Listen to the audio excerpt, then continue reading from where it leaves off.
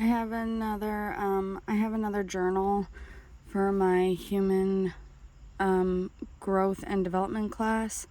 This is journal number 5, and I have to answer these questions and then post the journal. I'm outside in my yard with my dog. Anyway, okay. Where did your family live when you were a preschooler, and who was residing in your house? When I was in preschool, I lived down in Boston, in Dorchester. And for anyone who knows Dorchester, we lived close to Neponset Ave and Ashmont Station. Both Ashmont Station was like a 5-minute walk from where I lived in Dorchester. And that's the Ashmont Station is a train station for the Red Line. And we lived in a 2-bedroom apartment in a double-decker, and on the top floor, my grandfather and my aunt and my cousin lived on the top floor. And their apartment was 3-bedroom, but me, my mom, my dad, and my brother lived in the 2-bedroom downstairs. And because it was 2 bedrooms, this apartment, I had to share a room with my brother, and we had bunk beds, and I had the top bunk and he had the bottom bunk.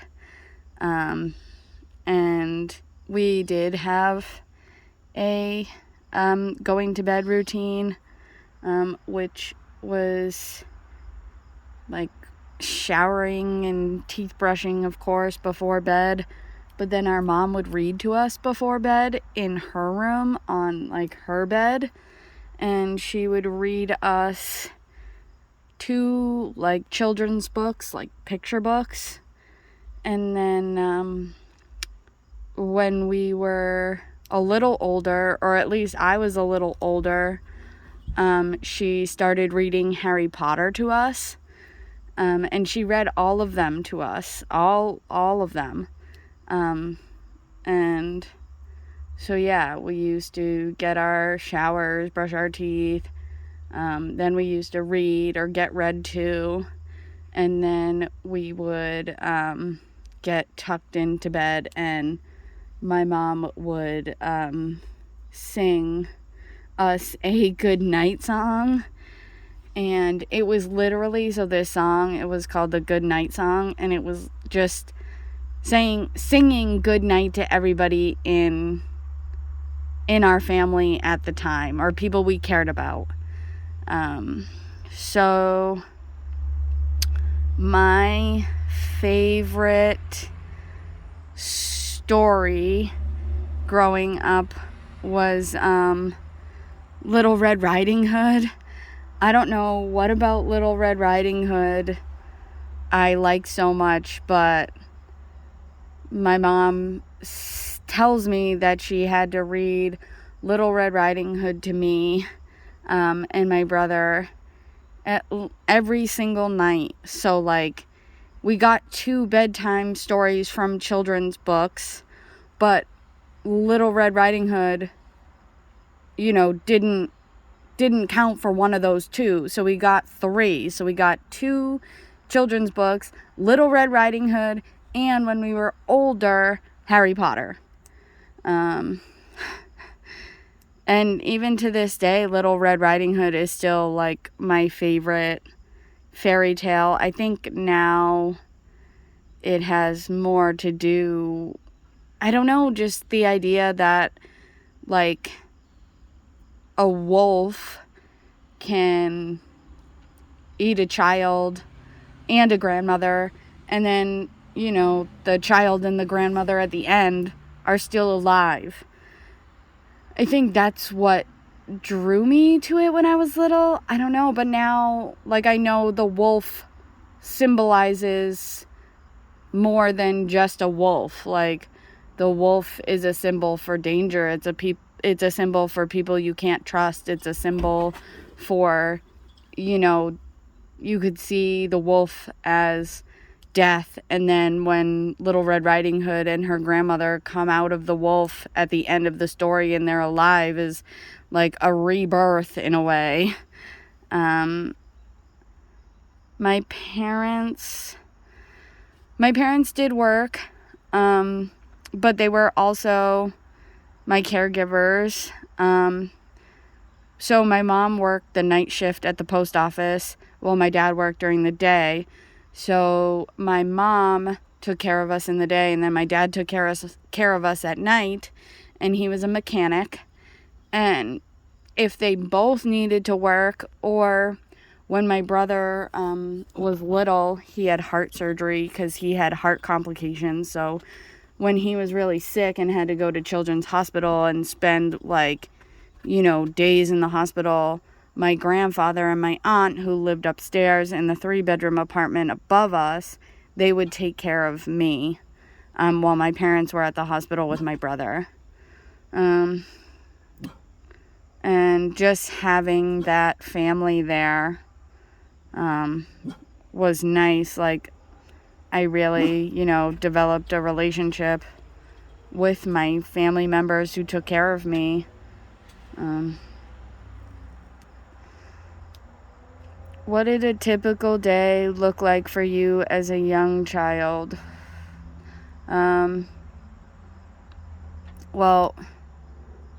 when I was school age appropriate, I went to school, and then I would come home, and the street we lived on, each family that lived there had like 4 or 5 kids. And so all the kids in the neighborhood would play outside and would play like hide and seek or have a scavenger hunt or, just draw with chalk or use the go-karts. So I'd come home from school, I'd play outside with, the kids in the neighborhood and my cousin. And then my mom, she usually made dinner. And so my mom, myself, my brother, my dad, my aunt, my grandfather, and my cousin, we would all have dinner together downstairs and spend time together. And then if I had homework from school, which was usually like study spelling words or do like, math times tables, my aunt and my mom would help me while my cousin and I did homework together. So she would do her homework and I would do my homework, and we would do homework together. And then if it was like a weekend, then, my mom would go, my mom worked at night, so after dinner she would go to work, and then my aunt and my cousin would stay downstairs for a while, and like sometimes we'd watch a movie, sometimes we'd play a board game, sometimes like my aunt would play, we used to love to play with my aunt, my brother, and I, the Harry Potter on the computer when, Harry Potter had those PC computer games.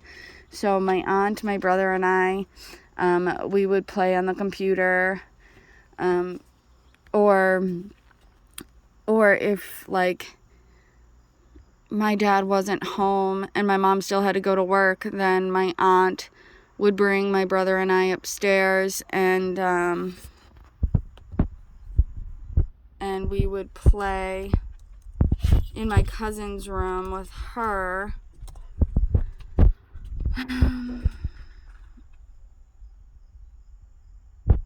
An everyday activity that I played, I would say, my cousin and I used to play this game on my mom's bed, and it was called the Hillbilly Game.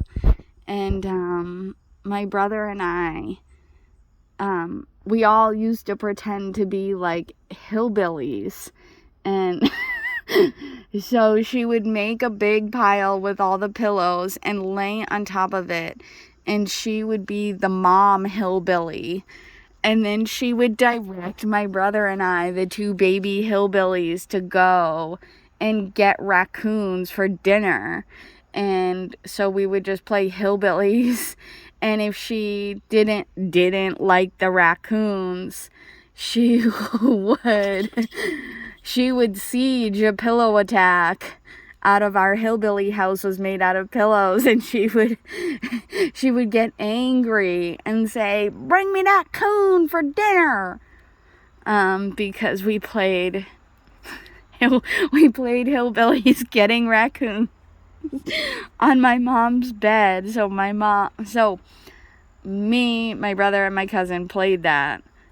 I wouldn't say like every night, but like enough for me to remember that we played a lot.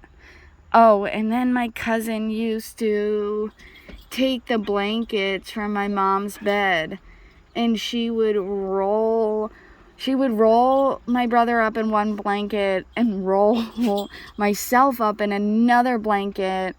So where our arms were down by our sides and our heads were sticking out of the tops of the blankets, and so we looked like little like worms in the blankets, and they were supposed to be cocoons, like a caterpillar. We were supposed to be caterpillars, and so she would have us squirm around, and then she would tickle us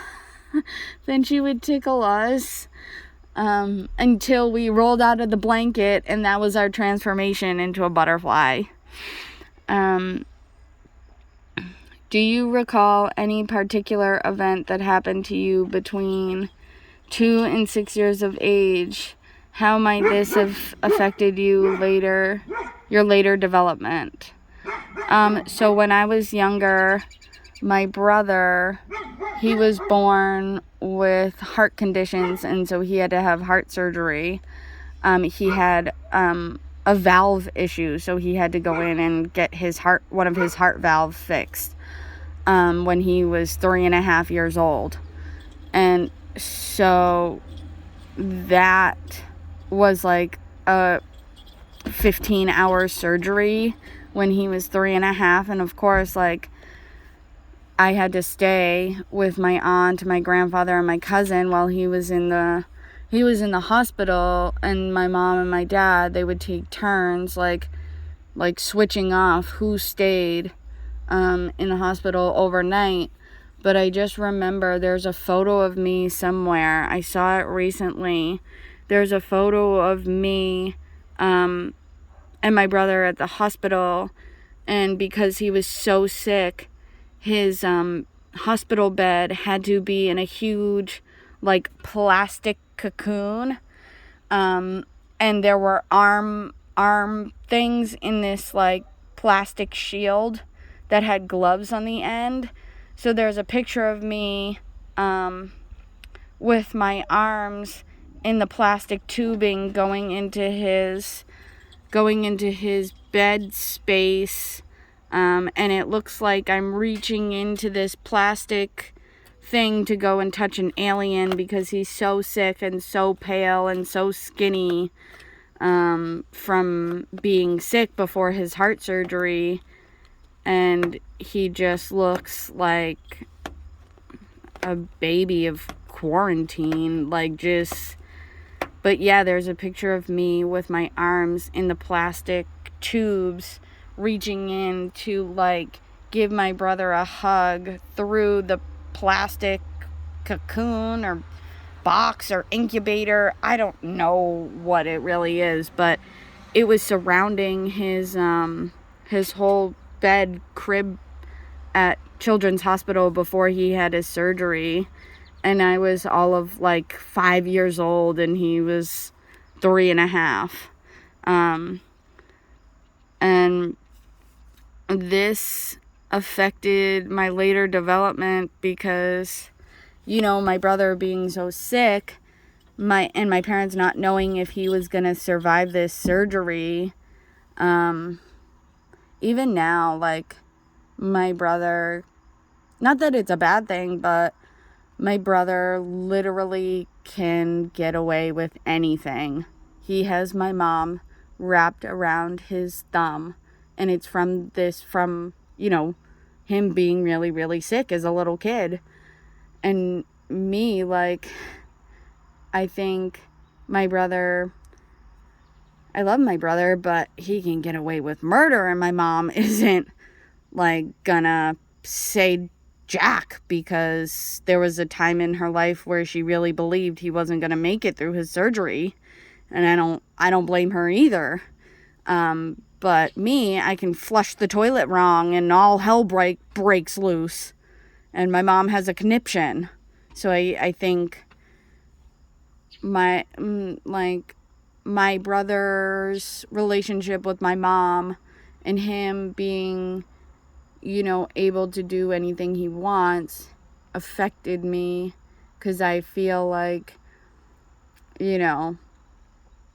I'm just treated differently, and I don't know if that's because of that surgery, which I think a lot of it is, or maybe, I don't know, maybe it's because, I don't know, but I've just always felt like, because my brother was sick, because he had a surgery, and from that, he's able to do whatever he wants, and I get the blunted end of the stick. I feel like I have to ask permission to do things, which is weird, because, I'm 27 and he's 22. Like, I shouldn't have to feel like I have to ask permission to go out, or to buy things from the store, or to, like, do simple things like watch TV. Like, I just think, yeah. But it's all being worked on. If you can't, my early childhood years, I feel like my parents, with me, my parents were authoritative, like telling me what to do, yelling at me if I didn't do it, or like a mixture of like authoritative and overbearing. And like, even now when I'm doing stuff around the house, like, my mom still like tries to take control over this situation, and like she tries to teach me how to do stuff, like fill the dishwasher, or I don't know, take out the trash the right way. And it's not because I'm doing it wrong, it's because I'm not doing it her way. So she wants to control the way I do things. And like, it's just really condescending, I think, at being 27 and then having your parent come up behind you while you're doing something that you know how to do, and they just, oh, let me teach you. Like, no, you don't need to teach me anything. So yeah, my mom even still has like a mix of like authoritative, like, if you don't do this, blah, blah, blah, using guilt and using like manipulation as a way to get things done that she needs, like, to do around the house, or things she wants from me. I don't think that's a good way to, I don't know, parent. I know, like, for myself, if I ever have kids, like, I'm not gonna, like, guilt trip them. I'm not gonna use shame and guilt as a weapon to get my kids to do things for me, whether that's take out the trash or vacuum, or, help with the laundry, or just, I don't know, like, or I'm not gonna, like, if I didn't do things the way my mom wanted me to do them, or I didn't do them exactly when she asked them of me, and like, do them on her time because, I didn't own my own time, then I'm not gonna like ice my kid out for 3 or 4 days.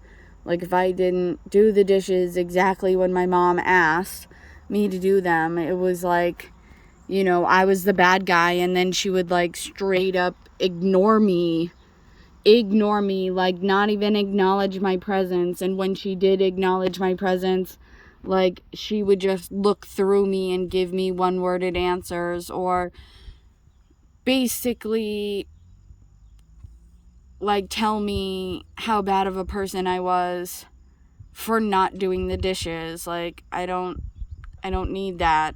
I don't want to do that to anybody else. And like from that, like you know, it's just been really challenging trying to do things on my own, or be my own person, or try to do things without feeling guilty about doing them. Has my parents' parenting style changed? No, my parents are divorced, so my dad's no longer in the picture, but my mom still is like authoritative and uses guilt and shame and all of that good junk to get us like to do things. But like my brother is over it, and for me, like I just get so like hurt. Like, why are you doing this to me? I've done nothing to you. I've been here. I've done everything you've asked, and yet you want to guilt me. You want to like try and manipulate me and like take how I feel or what I want to do and use it against me and hold it over my head like I'm some like person out to get you. Like I don't understand that. I guess I never will. And like even now when I do things, like when my mom's not home, like vacuuming the rug or washing the bathroom, it's like I can hear her voice in my head saying, no, do it this way, do it this way. And like there have been points where like I lose myself in my task because her voice just keeps rattling around in my head, that when I realize what I'm doing, it's been 30 minutes and I'm still vacuuming in the same spot. And yeah. And it's because I would do things around the house like vacuum, dust, clean the bathroom, and then she'd come home and she'd straight up tell me I didn't clean the bathroom, or that I didn't vacuum, or that, if I had done those things, then she would be able to see that I did those things, even if I had people with me. Like I used to invite friends over when I did chores as a kid, so therefore doing my chores, I would have a witness, because my mom would tell me she didn't believe me. She would tell me, no, you didn't clean the bathroom. Go clean it again. I'm gonna watch you. And so I'd have to re-clean the bathroom or re-vacuum the rug the way she wanted it done specifically. Otherwise, it wasn't good enough. Otherwise, I didn't do it at all. And why even bother? And so as a kid, especially in middle school and high school, I used to have friends come over and then do chores in front of them. So if my mom started giving me shit, they could say, actually, well, Katie did vacuum. I watched her do it. Otherwise, I was going to spend the next, 2 hours vacuuming the floor again because she didn't believe me. And I'm just so tired of having to get someone to believe me. It just is hard. It's hard doing stuff in a home where you do it and then your parent says, no, you didn't do it. My mom can even watch me do something like vacuum and then straight up say, you didn't vacuum. And then go to vacuum and I'll say, what are you doing? And she's like, well, I'm vacuuming because clearly you didn't vacuum. And I'm like, what? Why even ask me to vacuum if you're just gonna redo it? So, yeah. I know, I would never do that to my children. If I decide to have children, I would never ask them to do something because I needed the help or it had to be done. I would never ask them, oh, can you vacuum? And then, stand there, watch them vacuum and say, oh, you didn't vacuum. Or I wouldn't ask them to vacuum and then come home from an errand or come home from work and straight up say to them, I don't believe you, you didn't vacuumed. Like, I'm not gonna have a child of mine beg me to believe them. Like, if they say they did it, then they did it. And if, I don't like what they did, then, I will show them. But then I would just take it upon myself to do it, or just, have them continue to do it and let it be that. Like, and just appreciate the fact that they're putting their time and effort into something, whether it's done the way I want it to or not. At least they're trying, and that's all that matters. There was no real religion that my family practiced. I was baptized Roman Catholic. I had my first communion, Roman Catholic.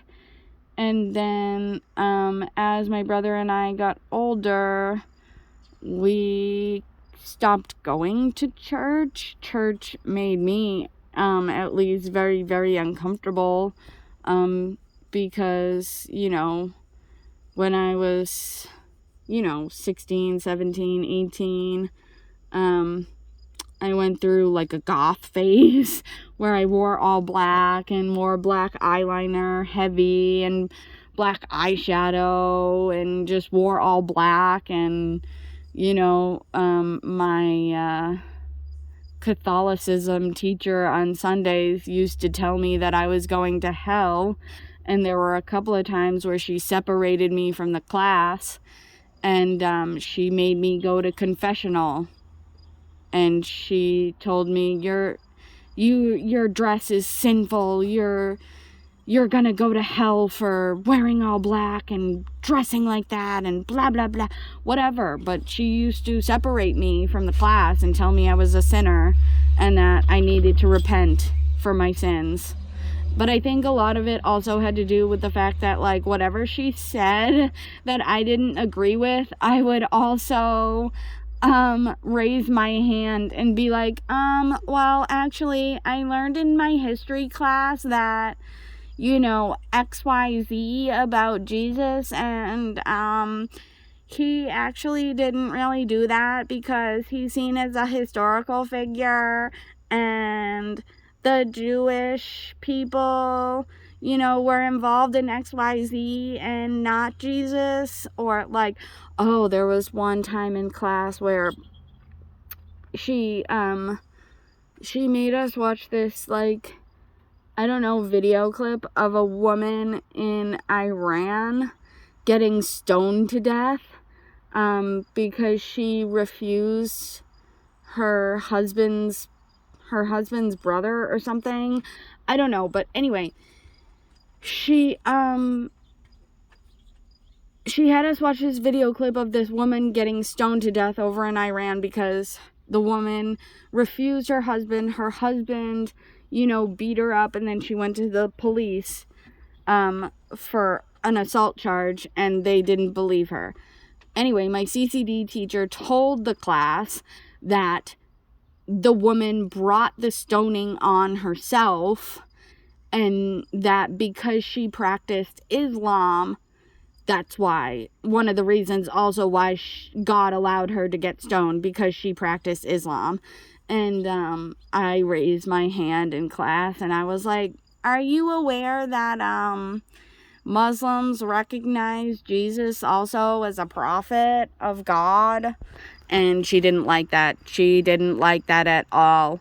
This CCD teacher I had must have, she probably passed away now, but at the time she was at least 75 years old. Like, she was old. And, but since then, like, I don't go to church. I don't practice any kind of religion. I don't really like the aspect of organized religion, like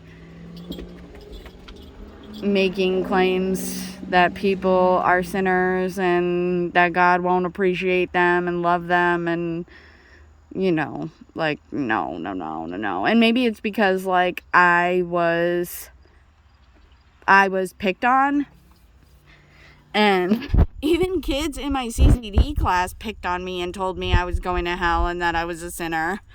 So maybe it's trauma. Maybe that's why I don't like organized religion and, like, the concept of, that.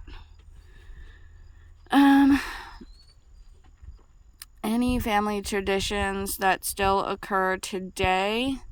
Oh, one of my favorite things that we've done, me and my brother and my mom do it still, even though we're all adults now. We sit on the couch Christmas Eve and we read The Night Before Christmas. We have a book, The Night Before Christmas book, and it's illustrated in watercolor paintings.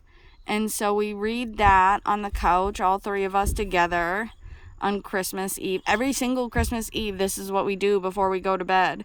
So we read The Night Before Christmas. My brother and I take turns reading it. So this Christmas, I read it. So, yeah, this past Christmas, I read it. And the next Christmas, he'll read it. And then we also read The Grinch Who Stole Christmas. We have a copy of The Grinch Who Stole Christmas, so we read that too before we go to bed on Christmas Eve. And then we still put out a plate of cookies and a glass of milk for Santa. And then in the morning, we share the cookies and the glass of milk. But we still put out a glass of milk and cookies for Santa.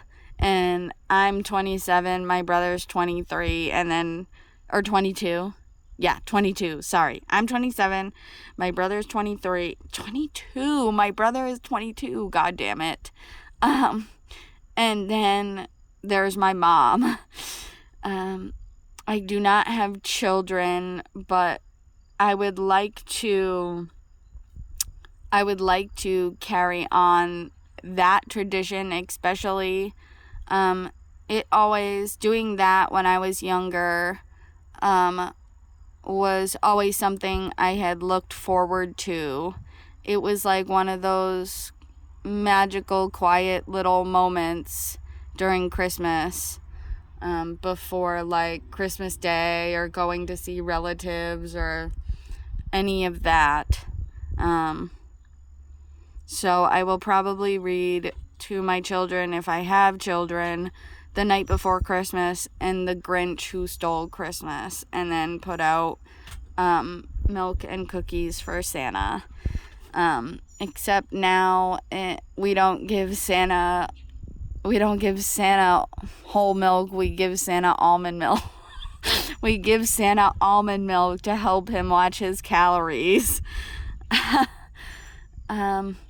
So, did you experience any school difficulties during your early elementary school years?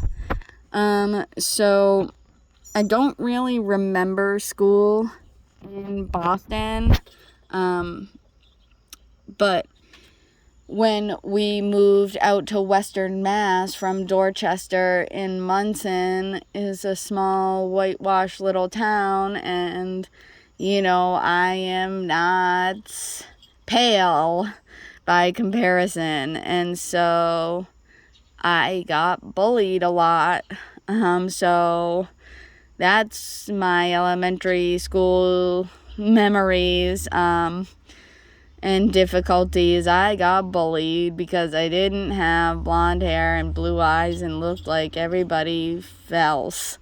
And when I first moved from Boston to Munson in the 3rd grade, I started school in Munson in the 3rd grade.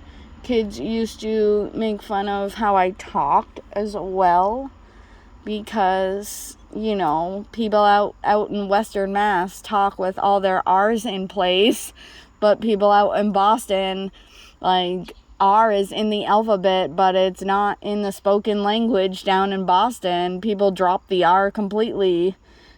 So people used to make fun of me for having a Boston accent, which I don't have anymore. But I had at one point in my life. I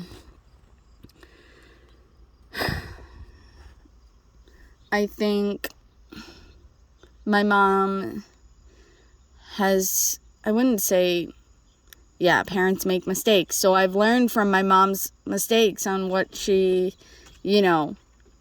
has done with my brother and I, and like how she raised us and how she treated us. And I've learned like all the things that like I don't like, and how I don't like when she tells me that she doesn't believe me, or she ices me out for days, or like she uses like guilt and shame as a tool, and like, how I feel personally about things she might have said, uses that over and holds it over my head. I know, like, I won't do the same thing to my kids if I decide to have kids, because that doesn't stimulate growth. It doesn't, show that you value and respect your kids, which everybody should value and respect their kids. Like, they're people too. They're not just like, my mom has this like image in her head, like she's the parent, she's in charge, she's the mother, so therefore she can say and do whatever she wants just because she's the parent. And like, that is old school thinking. That is not like anything I want to teach my kids, that I can say and do whatever I want just because I'm the parent. No. Then my kids would never talk to me. They'd never want to be around me. They would, like, I don't want my children to, feel that way. And sometimes, unfortunately, I feel that way about my mom, where I don't want to talk to her because she has this mentality in her head that, like, she's the parent, so therefore it's right. No, parents can be wrong too. Parents can be wrong too. But but I think like a good or a better parent, I'm not saying my mom isn't a good parent, because, she is a good parent. She's just a little messy sometimes. But overall, I think I've really learned how, I want to be treated from now on, and how I would want to, like, treat my kids like the way I would want to be treated. Is like, you treat people how you would want to be treated. So if I don't like being told, like, my own mother doesn't believe me, then I'm not going to sit there and, like, tell my kid, like, I don't believe them when I have kids. Like, no, I don't like that, so I'm not going to do it to anyone else. But overall, like, didn't have such a uneventful childhood. So, all right. Thank you for listening. Bye.